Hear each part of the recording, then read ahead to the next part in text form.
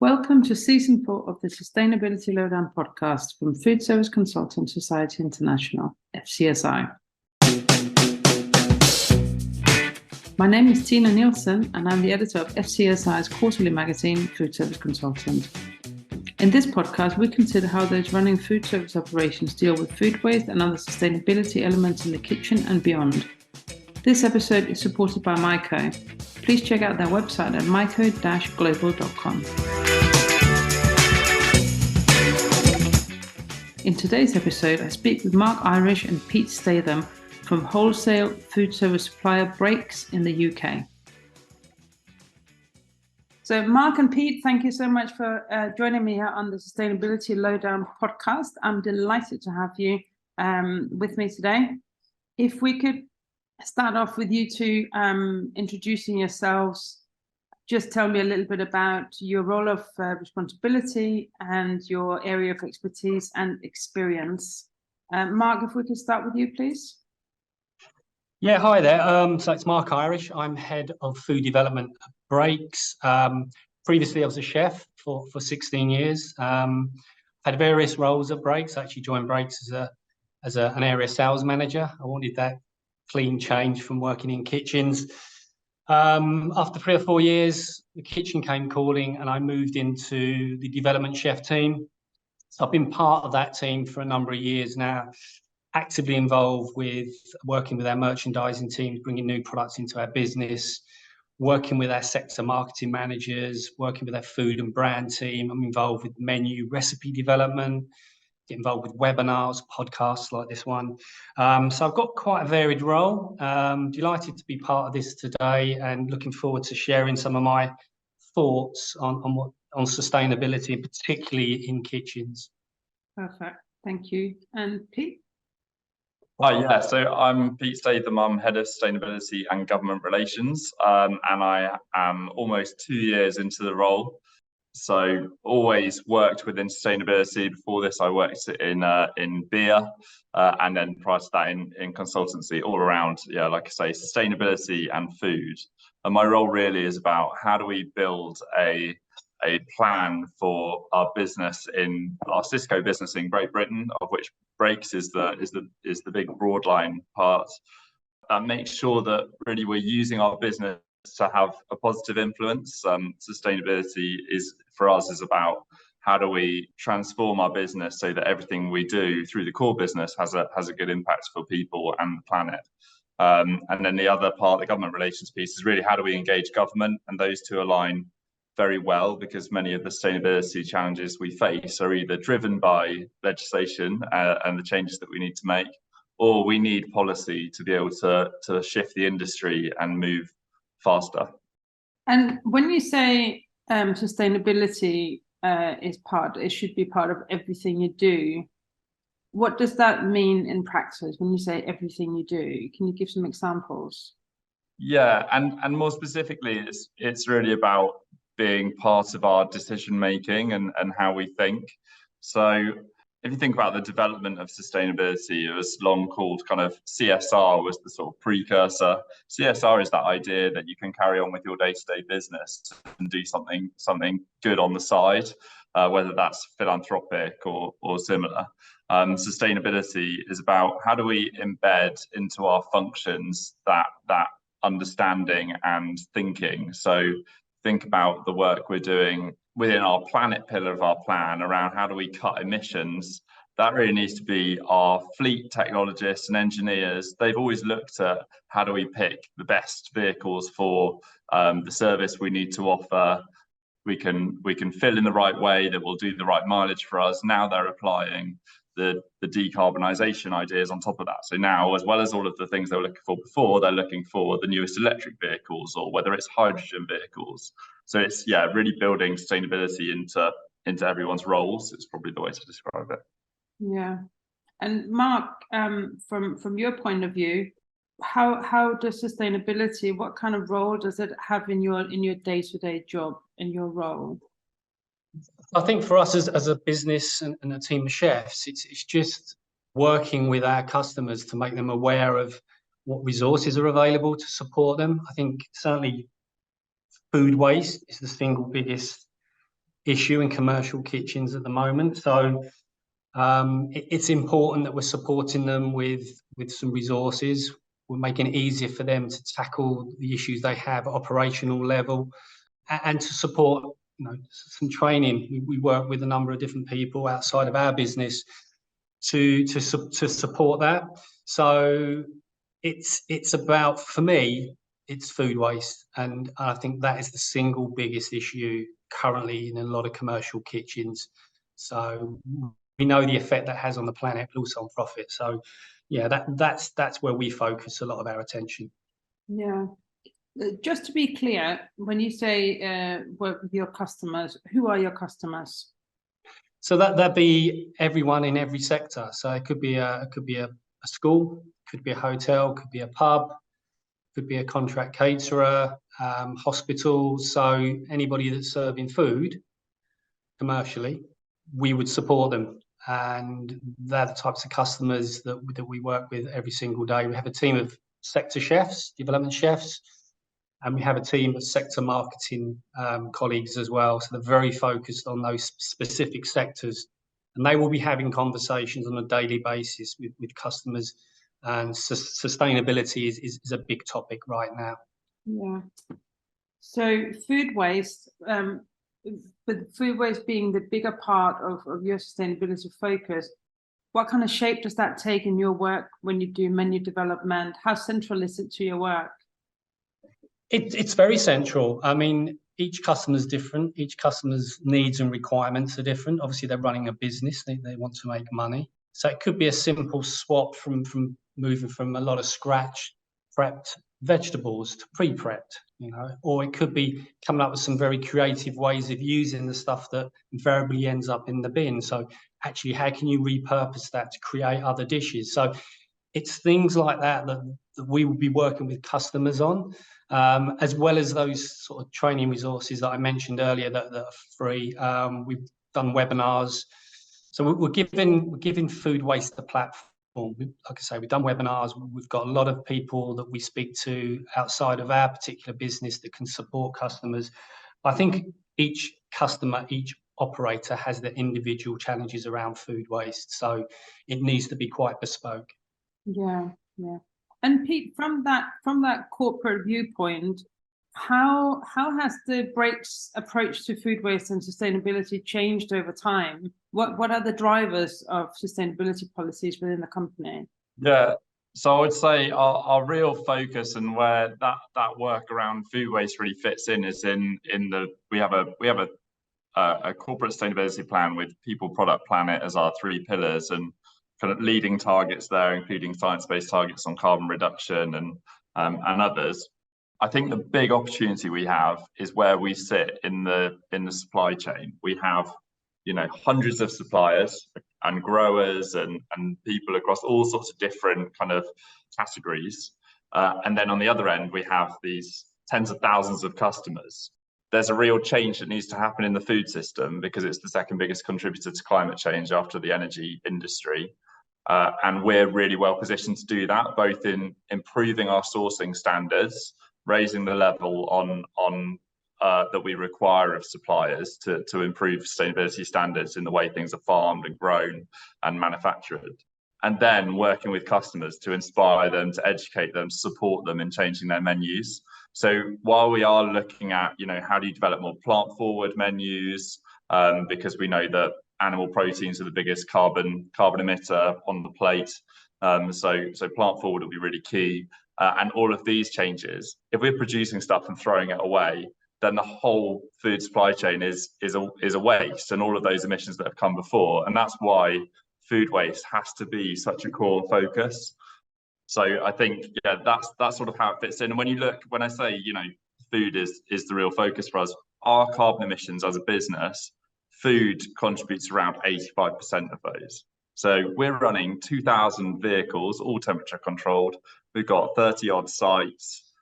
So you can imagine our direct emissions aren't small, but the emissions from food are absolutely huge. So we are decarbonising fleet, we are decarbonising buildings, but food is the big opportunity for us. Yeah. And Mark, you mentioned how you work with customers in a very bespoke kind of way. depending on their individual needs. How important is it to your customers? Are they very aware of the need to be more responsible around sustainability and food waste, or are you having to educate them? Yeah, so it's definitely a key driver for most of our customers. It's becoming a priority. I think most of our customers understand the issue around food waste for the planet, but also for their profit. So it is something that's becoming high on their agenda and will be discussed at regular meetings with various people around our business. Yeah, I was just going to add to that in the last 2 years that I've been here, we've just seen customer demand grow, massively around sustainability. Customers want to know more about what we're doing. They want more detail, but more importantly, they want to know what it means for them. And that really comes down to, the support that we offer through Mark and his team on that expertise around menu development and use of products and developing the right products. Yeah. But I think, we've moved from customers, some customers wanting just an overview of our plan to now customers wanting, for example, the carbon footprint of every product we sell and the distance that it travels through the network. The detail is really coming out now. To what extent do you think that's driven by a changing kind of diner profile? Because there is a younger generation coming through who are incredibly aware of the social side of the food that they eat. I would absolutely agree with that. I think a lot of diners now are looking for those types of places to eat that support that, support it well. So it's something that our customers need to be aware of, because it will drive consumer habits in terms of places that they go to eat in. So yeah, it's having a huge impact, definitely. And of course, your customers also want to have the financial sustainability, and so in getting the produce. Absolutely, yeah, you're absolutely right. I think as well, sustainability has been talked about for a long time, and this idea that people want to, will say that they want to be more sustainable, but when they go out, you don't see their spending. I think we're seeing that changing, and I think on the insight graphs that we look at with our teams here, and sustainability is now firmly in the centre and has been for some time recently. So I really think that's changing, and people are starting to sort of vote with their wallets and where they want to go and eat. So for our customers, it's really important that they're offering the range that consumers are expecting. So Mark, how do you see best practice then in this area? I mean, how do you encourage food service operators to improve? I think the first thing that the catering operators need to do is to identify where the food waste is coming from. So that could be a number of areas. It could be prepped waste. It could be spoilage in terms of poor storage. Could be coming back off the plate. So again, there are resources out there that help support this kind of sort of target, measure, act. I think that's the term that I've heard before. So you need to target where that food waste is. That's the most important thing. You need to measure it. You need to weigh how much food is being wasted. And then you need to act on it. You need to come up and implement a program that supports a reduction in food waste. Then engage with your chefs. Be creative with your chefs. Say, okay, guys, this stuff's going in the bin. What can we do with it? And maybe incentivize them as well. Chefs like to be challenged. So, and there's some fantastic operators out there now doing some amazing things with food waste. So for me, that's the single biggest thing that they need to do is target, measure, and act on food waste. And do you find that the operators take that on board? There seems like a pretty straightforward formula to follow.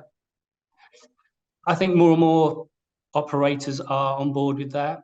I think there's this concern around so much is happening in our industry with skill, with lack of resource, with retaining and recruiting staff.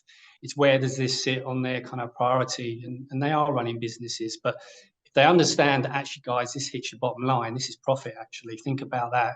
There's a benefit to the planet as well. So they both go hand in hand. So I think it is difficult. There's lots of challenges, But if we keep talking about it, we at Breaks have created a platform to talk about this sort of thing on a number of occasions. We've got great industry organisations that we work with that can support our customers to do that target, measure, act, and implement these sorts of programs. So it's becoming a priority, but it is challenging with everything else that certainly hospitality has to deal with at the moment. Yeah, that's a lot, isn't it? Yeah, it is.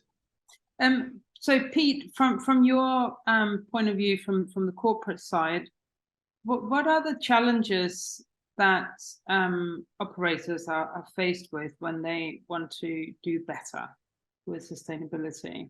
There's a couple of things. So one is the perception around where the greatest impact is. So that kind of perception and understanding. And, we see, for example, we see so much about plastic and plastic pollution, and that's been really positive that it's had that exposure, and it has made dramatic shifts in the way that we think about materials we're using in packaging. But we have to be aware that plastic is actually still very useful material. It's great for quality, freshness, food safety, and much of the time it cuts food waste. So I think it's sort of awareness of, how do we move to the most sustainable option without kind of just setting off. There's lots of unintended consequences around sustainability and the actions that you take. So I think it's really thinking through all of those. So just to come back to plastic then. So our ambitions there are around, yes, we minimise the material as much as possible. We're going to make sure that all our material is recyclable or reusable, and including as much recycled content as possible. So if you kind of increase recycled content, reduce the material, and improve recyclability, then those kind of three form, hopefully, a really strong approach to packaging. So I'd say unintended consequences. I think the other one that links to that is data and transparency. There's so much complexity in the food supply chain, whether you're talking about carbon or sourcing of, specific kind of tricky commodities. I'm thinking of things like soy and coffee and all these things that have, really complex supply chains and lots of challenges associated with them. So I think that transparency and that data all becomes very complicated as well. Pete, just staying with you, if we go in the other direction, so not talking about customers, but actually talking about the suppliers, what kind of complexities are there in dealing with suppliers on the sustainability issue? So I think, as we're seeing from our customers, the growing demand in sustainability, so too are our suppliers. I know that because we're part of their demand. Suppliers are pushing forward across lots of different areas. There's great examples of what our suppliers are doing. I think the challenges remain very similar. They're around that transparency and data and really getting into those supply chains and understanding every step of them. Some of the supply chains are much more simple than others. If we're working with a grower growing carrots in the UK, that's quite a straightforward supply chain. But then if we're sourcing chicken from somewhere and the feed of the chicken and so on, so it's kind of getting into the detail of these. I think they're facing similar challenges to everyone across our industry. There's so much now, and there's so much at once. So how do you prioritize and make sure you're tackling the most important issues first? Again, I think it will be that kind of data and transparency that's the biggest challenge, and the piece to come, and the suppliers that really win around sustainability will be on top of those issues. We're actually reaching out to our supply chain now around science-based targets. So that's carbon targets aligned to the science of keeping climate change below these critical thresholds. And we'll be, working with suppliers to make sure the majority of our suppliers have those targets in place. So we're really looking to work with suppliers that have these ambitions, that do want to understand and tackle the issues. Yeah. Because again, that's something that the end customer is very focused on, the provenance of the food they eat, especially as food on the plate gets more expensive as well. Do you do any work with blockchain at all? So blockchains specifically, we are doing things around the sort of DNA traceability of meat, for example, is certainly one of the areas we're looking at. And I think all of these technologies coming through are really fascinating. There's great examples as well of using like satellite imagery to understand farming and what's happening to deforestation and landscapes and things further back in the supply chain. So early stages for us on that one, but it's using this technology will enable much more traceability, I think, when we use it in the right way and with suppliers that are really kind of keen to get on board. Yeah, I went to a dinner a few weeks ago in London, or a few months ago, where they were showcasing blockchain technology, and it definitely feels like it's early stages. It was a little bit tedious going through an iPad to see when the different stages of the preparation of the food from the fish was caught to it was processed, and so it definitely feels like it's something that's in fairly early stages, but it has a lot of potential. Mark, do you have much to do? So from your menu and menu development side of it, do you have much to do with the suppliers? Not directly, but certainly when we're producing recipes and menus, we are looking at carbon footprint. We do have the ability to do that now. So if that's important to customers to understand that from a dish or recipe or a menu viewpoint, then we can supply that information. So again, that's something that we have in our business that will help our customers. Suppliers, we don't have a direct link back into suppliers. We have a team that manage that. We're obviously aware of how important traceability is, etc., for our customers. So yeah, we don't have that direct link back into suppliers through our team. I suppose that leads me to the relationship that exists between the kitchen and the corporate side, so between you two, really, because I guess that's how you feed into that side with suppliers and traceability in your dealings with Pete and his team. How closely do you work together, and how important is it that you have that interaction and that team between your departments? It's very important, and we have open dialogue. We support a number of events that Pete's involved with that support sustainability, and we'll do that as a business. We'll do that directly with customers. We do influence a lot of what comes into our business in terms of products via our suppliers. So we do influence that. We're part of the team that supports MPD as well. So sustainability is one part of that in terms of the product and how that resonates with our customers. Yeah, I would say, I come back to what I said at the start really about my role being how do we embed sustainability into everyone's roles. So, much as I'll work with Mark and his team on what they're doing and some of the trends that are coming through, and that ability to measure carbon footprint of a menu, for example, I also work with our procurement and merchandising teams on making sure that we're looking at the right standards around sustainability for our suppliers and how we embed that through the supply chain.